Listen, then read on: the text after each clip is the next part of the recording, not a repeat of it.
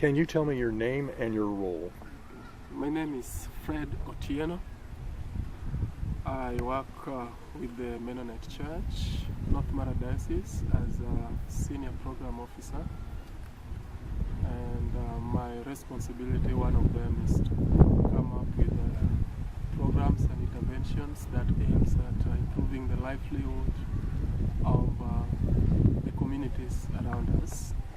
And part of that is working with the palliative care and palliative care team in general. We have the team, we call it a team because it's a combination of the medical personnel and the community development officers. So we have a desk at the diocese, and that was part of my responsibility to establish that desk. And we also established a team at the hospital specifically to respond to these clients who before had no specific system or framework in place to cater for them. So as a result, we ended up causing more pain to those who are already in pain. And in 2009, we specifically designed a program called Comprehensive Care for Palliative Care Clients.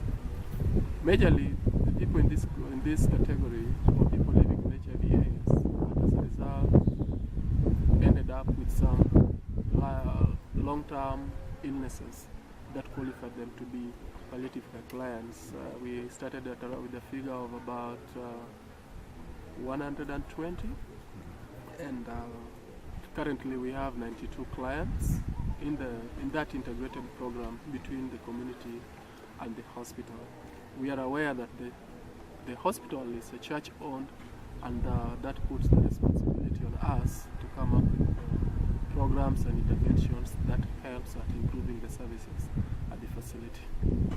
And can you tell how you interface with the medical part of the palliative care team? How do you work together? Yes. Our work, as I said, before we designed the program, we had to assess the need of our clients.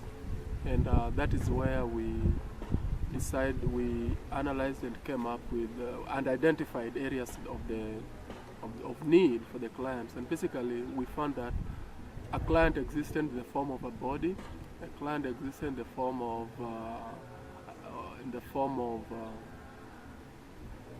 psychosocial, there was mind, and a client has environment. So during this analysis, we saw it wise that there is no way we can work without each other. So we had to form a structure. The structure that we formed was having a medical staff in place, and that is when we formed a team of 6 to respond to the client's need at the hospital, that is in responding to the medical needs of the client.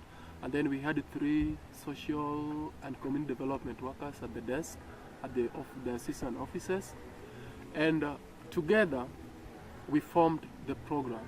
And this team to be coordinated, like the work of the social development officers is to make sure that the client need, the appointments, the need, the drug, the medicines are well taken care of, is to provide updates to the medical team on how the client is doing.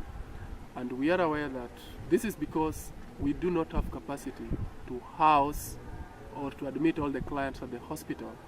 Hence, the care needs to be offered as to home. But for the medical staff to be aware on the progress of their clients, there needs to be people who are monitoring the development and the progress of the clients. So we had volunteers, and 45 of them were recruited and trained on basic pain management and administration of some essential drugs as directed by the medical staff. Just essential ones like paracetamol. They're not doctors, but then just to make sure that drug adherence is complied with. Then we will get, at the diocese, we'll get the report. We'll alert the the medical team at the hospital, and if there is a need, they will go accompanied by the social workers and attend to the client need. The purpose of this is to make sure that the clients are comfortable at home and there is no frequency at the facility when these things can be offered at home.